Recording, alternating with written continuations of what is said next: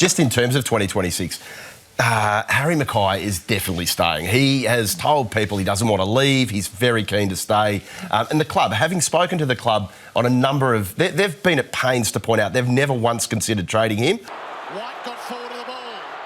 Dinks the kick. Harry. Spirit of the Knights. Kicking for the winner. He's got it. How sweet for Harry.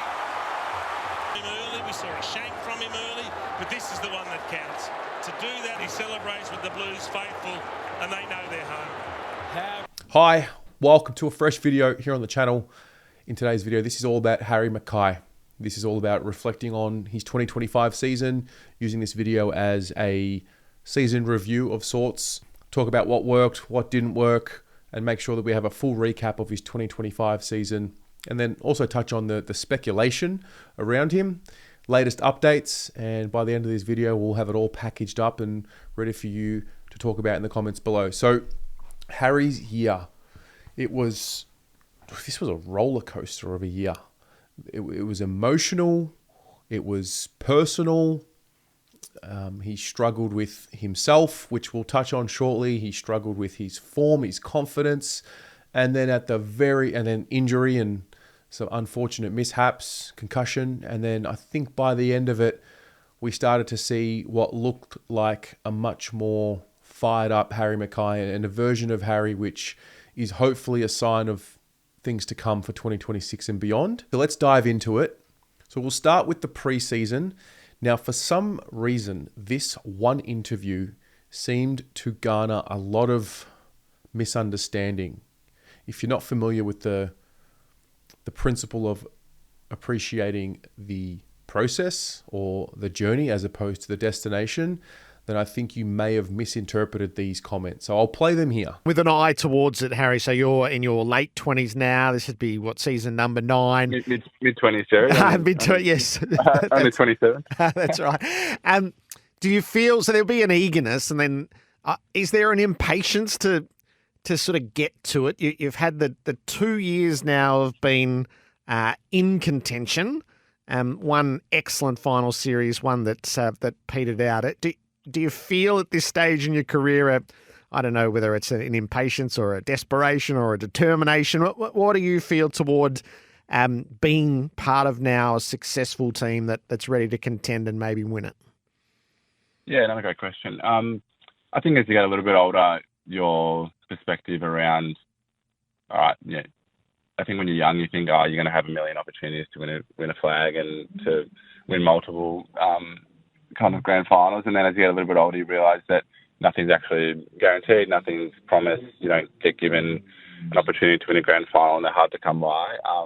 So that awareness definitely grows as you get a bit older and you've been in the game for a while. But on the same token, we're still, I think we're, as a group, we're right in the window now, and anything can happen for as long as you're playing. So I don't think there's a sense of like a rushness that we need to win the grand final this year, or as a senior player, that's what you're thinking about every time you wake up. But there's obviously an understanding that they're hard to win, and as you get older and older, that window gets smaller. But I think all you can do is can focus on the day and control what you can control, and actually try and enjoy the journey, because a grand final doesn't define what you are as a player, and trying to enjoy just the job and what we get to do for a living, which is pretty cool. So, and then knowing that if we get enough right, that'll take care of itself. So, definitely, obviously the goal to win one, and as I said, the group's in a really good place right now to give it a good shake. Now, these are very mature comments. I've heard Nathan Buckley talk about this a lot.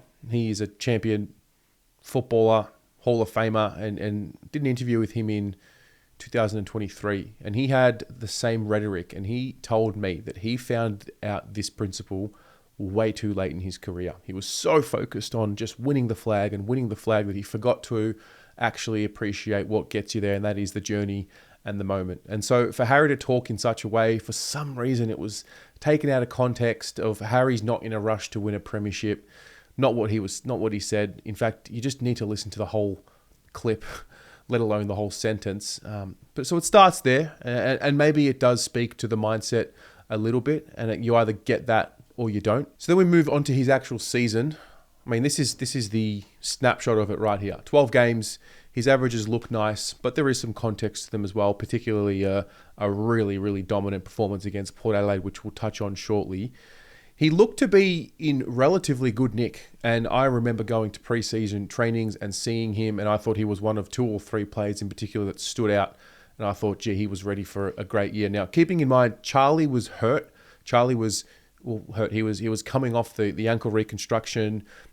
He also had some issues with his pre-season. We know about the screw being removed from his knee. So I actually went into this year thinking, gee, Harry's ready. Harry's ready to take over and lead the way while Charlie's going to be out or not fit. We get to round 1, and I still remember the review of round 1. I mean, obviously, embarrassing loss to Richmond. Harry, there was something off with Harry. He was getting pushed off the ball a little easily, didn't seem to have that competitive spirit about him. And I remember the review, and I remember thinking so clearly, like, something's off. Round 2, Harry was a late withdrawal. They listed him as having an illness, and there was speculation at the time that something was up, didn't know exactly where. And then Harry himself opened up about what happened in this period of time. I guess 5 or 6 weeks ago, late Feb, started feeling in not a great place mentally, and I think the most challenging part of that was me thinking I shouldn't be feeling the way I was, and everything in my life, to be really honest, was in such a great place. Football club, loved my teammates so much, was in a great place. In terms of footy, most beautiful, loving partner and family, so supportive. Everything in my world was in such a great place, and as I mentioned, that's why it was really scary. I guess you'd say it was really irrational to feel like that. And I guess as that progressed, and unfortunately feeling in a worse and worse spot, I felt like I had to put on a bit of a facade to pretend to be okay when I really wasn't. Put on a mask sort of thing? Yeah, exactly right. And that was really hard, especially as someone, as you'd know, I guess as a male, and someone who would hang their hat on always turning up, being stoic, pushing through. Yeah. But yeah, I had to put my hand up and say I needed some help. And since the moment I did that, the support and the love has been so profound, and everyone's ability to be able to shed some light on what's been happening and a bit more understanding on this world has been really important. Was there ever a time where you thought you were just going to keep pushing through, or was it at a as you said, a tipping point where even though it was extremely uncomfortable, I'm sure it was the right thing to do, which it is, and you've done a very good job of that. Yeah, as mentioned before, I think we can try and be stoic and push through, and that's definitely how I'm wired a bit. I know you're similar, and it was so irrational because everything was in such a great place, footy, family, it doesn't life. line up, It didn't on paper, made no sense, which probably added to the want to keep pushing through kind of thing. But the more you did, the worse you felt. So some really raw, candid conversation there on topics which seem to become a lot more prevalent in the Carlton Football Club's news cycle. We hadn't really had too many players miss for personal reasons like this. Elijah was another story which we've already touched on. So at the time we've got Harry and Elijah going through different bouts of personal reasons and needing to take personal leave from footy. Harry comes back via the VFL, comes back for gather round. It was quite, it was quite pleasing to see him back on track. A lot of confusion. I mean, when you're a supporter and when you're a fan on this side of the fence, you just don't know. You really don't know the ins and outs. And I think to this day, we really don't truly know what happened. It's very rare to get a player like Harry did and explain what actually went down. Comes back against West Coast and unfortunately has a collision with Tom Gross. Head knock, goes down, and he's out, and his day was done. And that was just a really unfortunate way to return back to footy. He actually had facial fractures from the particular incident against the Eagles. Then he returned for the Geelong game, and you know what? He played very well, and he actually does play very well in this fixture. Had the 19 possessions, kicked the 3 goals, took the 12 marks, looked to be the Harry that we all know and loved. Stayed in the side, had a really big performance against St Kilda, in particular, really helping ice the game. And it was obviously a very important game given it was Spud's game. So, there was a real focus on mental health, and Harry seemed to, the spotlight seemed to move to Harry in a really interesting way, in really aligned, given he had mental health struggles early in the season. And so I still remember that night as being one of the really important nights of his season. He unfortunately hurt himself at the end of the Giants game in round 11, and we didn't see him back in the side until round 20. So again, a really interrupted season, as we can tell here.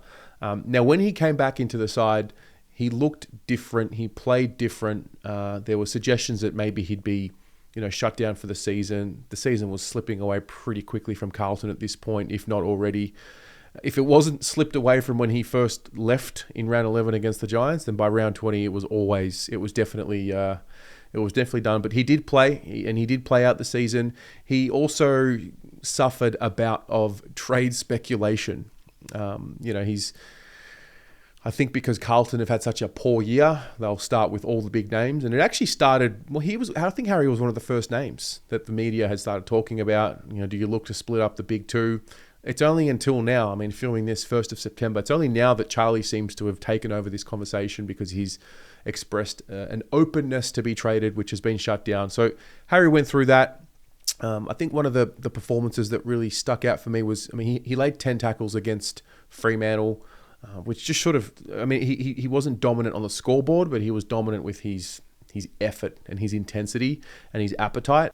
And then the 3 games after that, he looked to be a bit more of a dominant force. Kicked 3 goals against the Suns, kicked 7 goals against Port Adelaide. He was just, it was one of the best performances that I've seen from Harry in a while. He's had big performances in big moments. The Saints game we touched on earlier, he's taken big marks late in games against Geelong on 2 occasions. Obviously, kicked the winning goal against Brisbane in opening round 2024.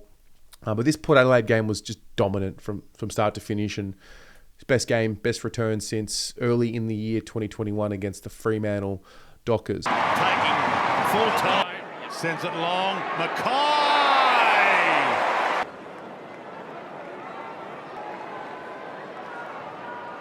His confidence is back. In fact, it's Scott. Bangs it to that Zerk Thatcher McKay battle. Take that one off me. It's not pretty, but if McKay kicks number 6, it will be.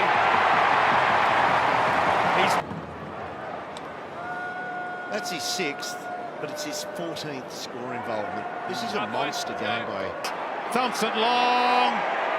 They will rise as one. But he's been playing with a smile on his face, and this could be his best game of his career. So overall, it was a disappointing year. Let's be honest. It was overall, it was a down year by the standards of Harry. And again, similar to Charlie, it was a down year for a player who is such a senior figure in the group. The salary is obviously spoken about. When you're talking about a salary cap era, then the ones that are paid $1 million or more or around the mark, you can't be missing. And I think for Carlton, because so many of these $1 million players were missing in action or injured or just things were going wrong, it just seemed to all compound at once. So, overall, I don't think he's had a good year at all. I think by his own admission, he'd say he'd have a pretty down year, but there is context. And it was almost, it was less around footy and more around Harry the person this year. He's been through something sort of similar. I think 2023, he was on field. He was in his head with his goal kicking. He went back in the offseason, worked on it, and then came back stronger in 2024. And I thought he had a really strong year in 2024. And yeah, unfortunately, 2025 sort of dipped again. So where does it sit? Well, it's just so hard. The brutal reality of footy and sport and the situation is, when you invest so much in one player, that one player must perform. So, can Harry deal with the pressures of the environment of having that situation around him? I was sure that the environment was good enough for him to do that. Now that we know what's really gone on a little bit at the Carlton Football Club this year with the turmoil, sort of, Tom's going, indecision, Jack Silvani, he's going, but, I'm sure that wasn't a last-second decision. Charlie has been, seemingly unhappy, and I don't think that's a new phenomenon. So, again, these are all different factors that play a part in it. I think the other reality is this. We need a leader in the forward line. We have a leader in the back line. We have leaders in the midfield. We don't have leadership in the forward line. And this year was Charlie Curnow's turn to be in the leadership group. Harry took a back seat in that regard, thankfully, because it might have put more attention and more pressure on him, given the struggles that he had. So I really hope Harry has come out the other end. And as I said at the start of the video, I hope what we saw when he returned to the back end of the year is the version of Harry that we're going to get moving forward. I hope he has whatever he needs to perform at his best. Never really been a question around his off-season work. He always was. He's actually one of the first that, publicly anyway, was working on the extras. Whether it's his speed off the mark or, last season it was his goal kicking routine. So I don't know what the future holds for his position and the way he's going to be played and the way the ball's going to be moved towards him. We still don't have 100% clarity around Charlie Curnow. I think we're at 90%. We 90% think that Charlie will be there, depending on what day it is. You'll believe what you want to believe. I know I do. So yeah, tough year, a year of challenge and a bit of resilience. And from a performance standpoint, it was down. And yeah, really just need him to bounce back. So that was Harry McKay's year. What did you make of his year and the way you perceived it? It was up and down, obviously. So I want to get your thoughts on him and how you see his position moving forward. And we'll go from there. Go Blues.